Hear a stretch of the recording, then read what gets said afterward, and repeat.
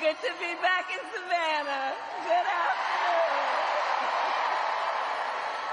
Can we please hear for Caitlin and her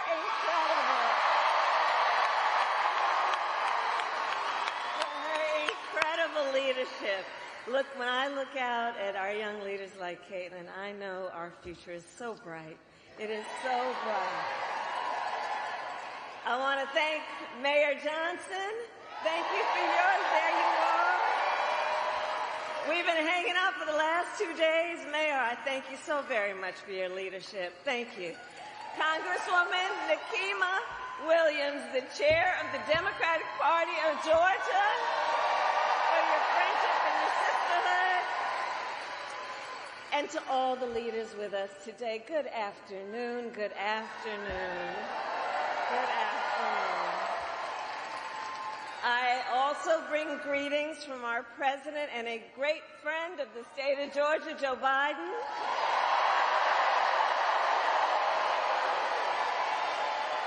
And let us also send our love to the great president from the state of Georgia, Jimmy Carter.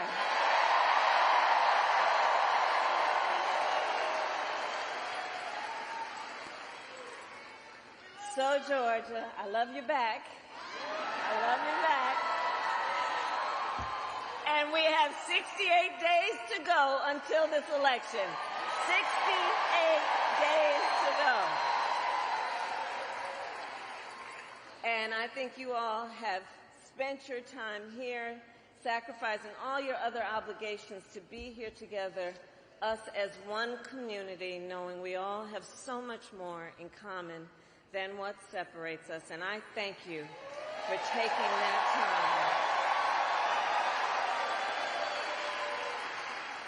And listen, so we're here to speak truth. And one of the things that we know, this is going to be a tight race until the very end. Okay? So let's not pay too much attention to the polls, because we are running as the underdog. Okay?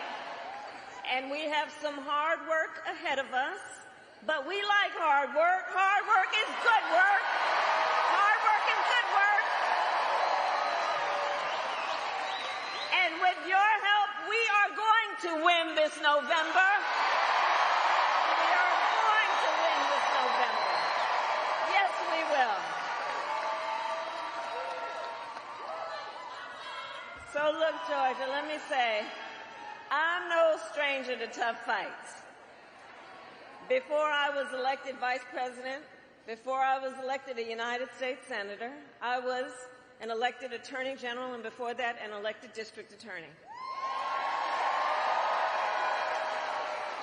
And before that, I was a courtroom prosecutor.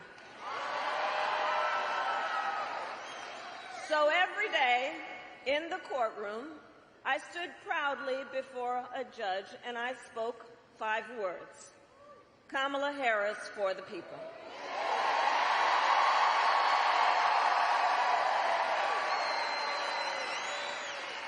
My entire career, I've only had one client, the people.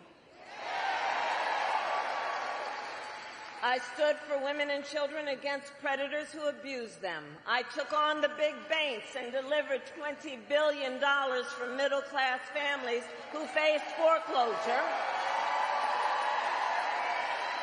I fought against cartels who traffic in guns, drugs, and human beings. And I stood up for veterans and students being scammed by big for-profit colleges. For workers who were being cheated out of the wages they were due. And for seniors facing elder abuse. And I will tell you, those fights were not easy. And neither were the elections that put me in those offices.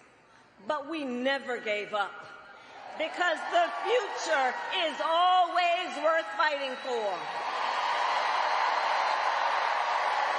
Always. And that is the fight we are in right now, a fight for America's future. We fight for a future with affordable child care, paid leave, and affordable health care.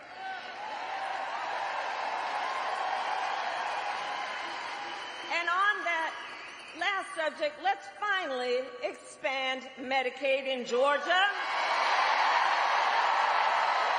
so people can take their child to a doctor or go to an emergency room without going into medical debt.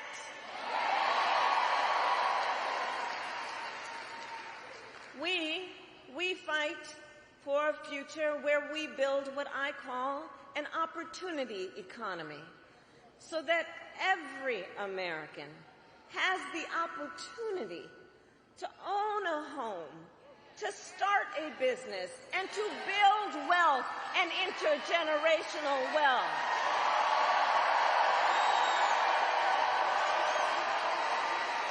And a future where we lower the cost of living for America's families.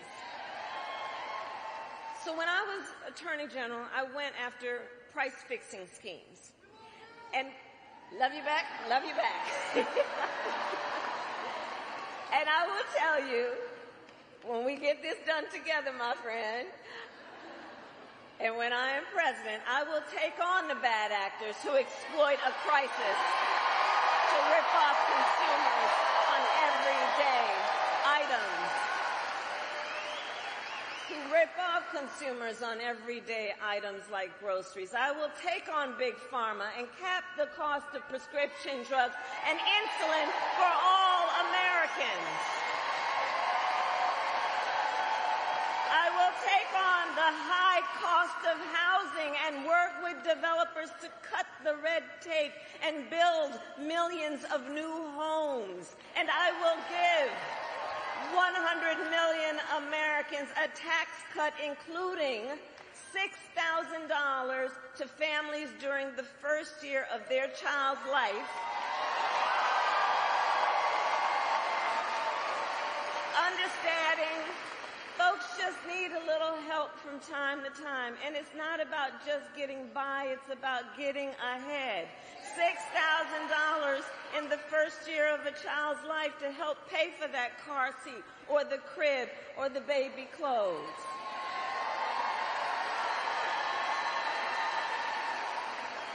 And unlike Donald Trump, I will always put the middle class and working class families first.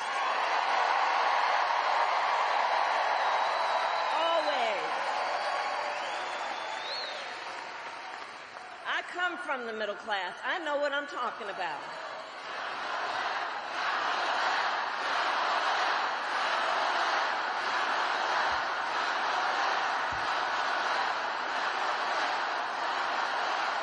And Savannah, but we got some work to do, okay? We got some work to do because we know Donald Trump has a very different plan. He has a very different plan. Just look at his Project 2025 agenda. Right. If he is elected, Donald Trump intends to give tax breaks to billionaires and big corporations. He intends to cut Social Security and Medicare.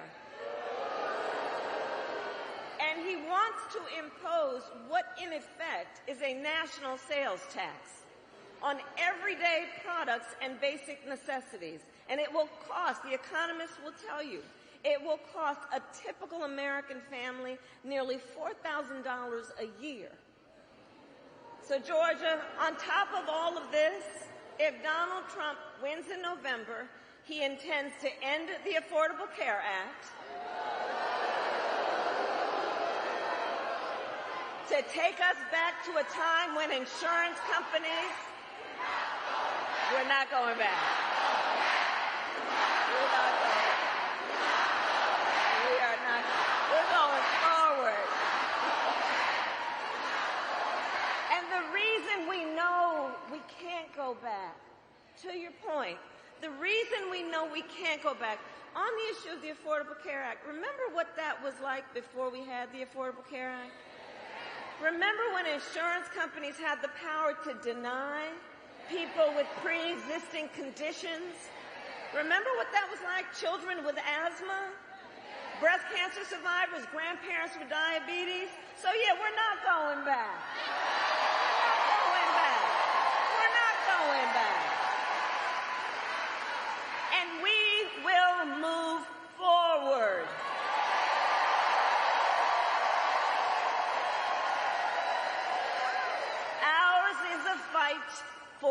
future. And it is a fight for freedom. Like the freedom of a woman to make decisions about her own body and not have her government tell her what to do.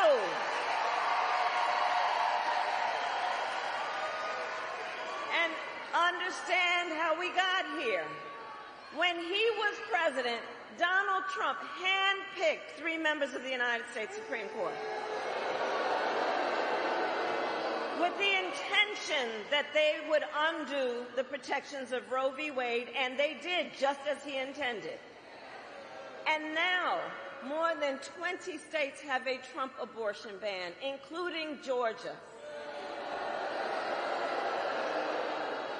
In fact, every state in the South, except for Virginia, has a Trump abortion ban. And think about that. Many, with no exceptions even for rape and incest. That is immoral. Immoral. And let us all agree, one does not have to abandon their faith or deeply held beliefs to agree the government should not be telling her what to do.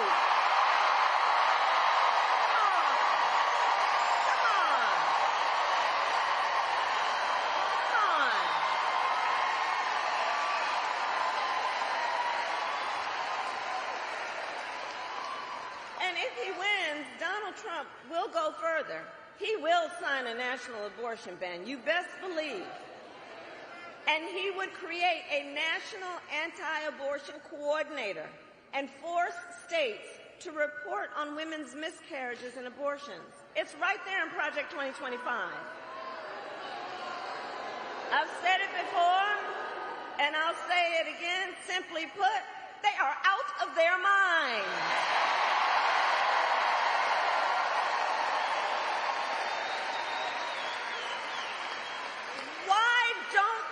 Trust women. Well, we trust women. And when Congress passes a bill to restore reproductive freedom as President of the United States, I will proudly sign it into law. Proudly.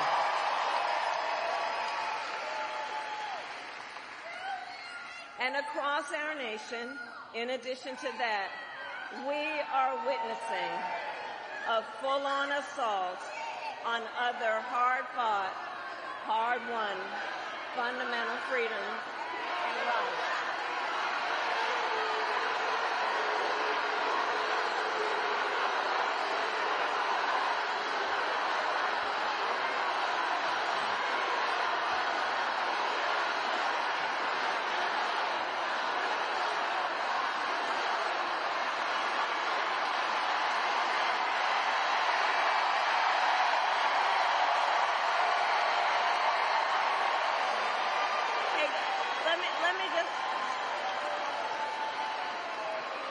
Let me just say something. Hold up for a second. Hold up for a second. Let me just say something. Let me just say something. We are fighting for a democracy. Everyone has a right and should have their voices heard. I am speaking now, but on the subject, I will say this. The President and I are working around the clock. We've got to get a hostage deal done and get a ceasefire done now.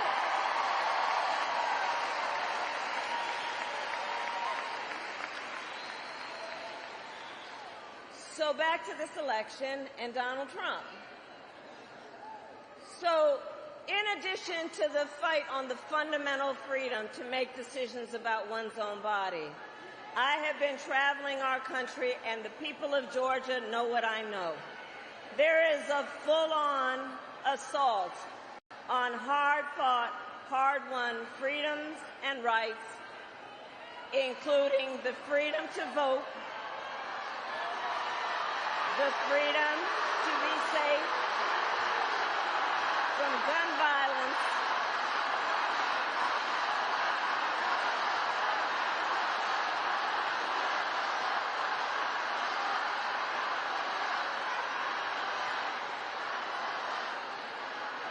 and an attack on the freedom to love who you love openly and with pride. And we will fight against all of that, including the freedom to live free from the pollution that fuels the climate crisis. Here's the thing. Generations of Americans before us led the fight for freedom. Now, Savannah, the baton is in our hands.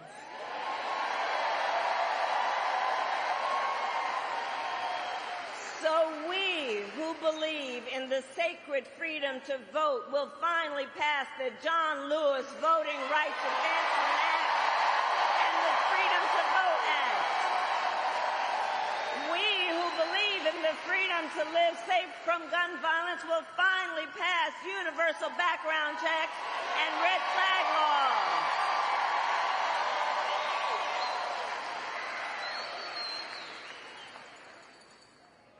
So much is on the line in this election. So much is on the line.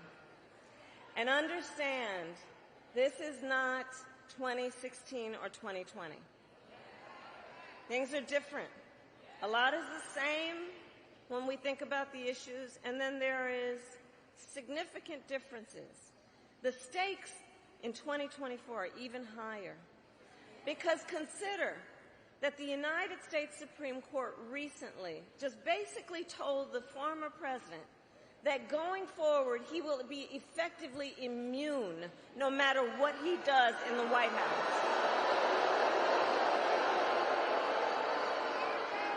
Now just imagine, well, the courts are going to take care of that. We're going to get them out of, we're going to elect ourselves and everybody here in November.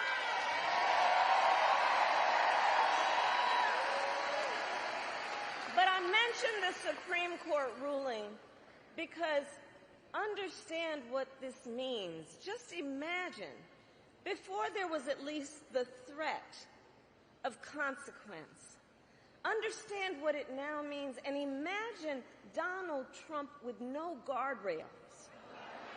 Imagine what that means when you consider he has openly vowed that if reelected on day one, he will be a dictator. That he would end the independence of the Department of Justice so he could have unchecked power and seek vengeance against people who disagree with him. He even called for termination of the United States Supreme, the supreme land of our nation, the United States Constitution. Think about what that means, and let us be very clear. Someone who suggests we should terminate the Constitution of the United States should never again stand behind the seal of the President of the United States of America. Never again. So it all comes down to this. We are all here together, spending this time together because we love our country. We love our country. We love our country. And we know the privilege and pride that comes with being American. And I do believe it is the highest form of patriotism to fight for the ideals of our country. That is how we realize the promise of America. Georgia, for the past 2 election cycles, voters in this very state, you who are here, have delivered. You sent 2 extraordinary senators to Washington, D.C.